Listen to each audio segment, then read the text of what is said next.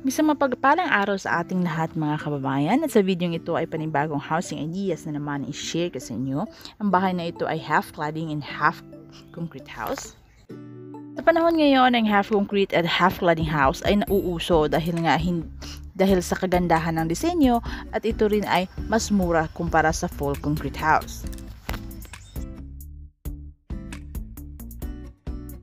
Ang ginamit nila ay steel truss din at color roof ang ginamit nila sa bubong.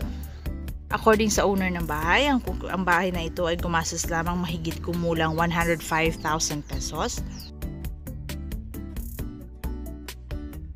At naniniwala ka ba na ang bahay na ito ay nagawa lamang sa loob ng 16 days? Yes, 16 days lang according sa owner.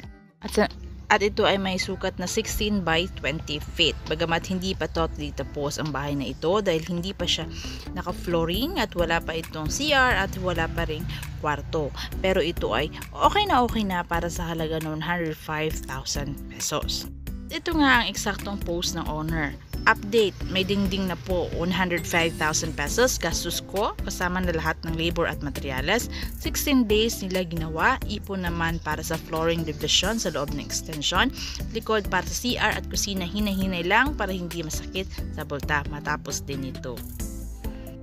So ayun na nga, at pinusuan ng maraming netizen ang bahay na ito dahil nga sa aking ganda at napakamurang halaga sa pagpapagawa ng ganitong bahay. 105,000 pesos ay hindi na masama para sa ganitong kagandang bahay. Bagamat hindi pa totally tapos, pero ito ay swak na sa ating bulsa.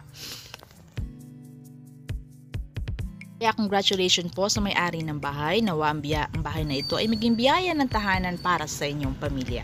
At sa mga may balak magpagawa ng bahay, nawa ay nakatulong po kami o ako sa pagbibigay ng idea ninyo para kayo ay meron namang idea o disenyo para sa pagpapagawa ng inyong dream house. Kaya keep on watching po para mapanood natin kung gaano kaganda ang kanilang tahanan. Maraming salamat. Pero bago ang lahat, nais ko munang anyayahan ang lahat na mag-subscribe at mag-follow sa aking YouTube channel. At ipakilike na rin po at comment down below kung meron ka pong masasabi sa aking video. Keep on watching mga kababayan.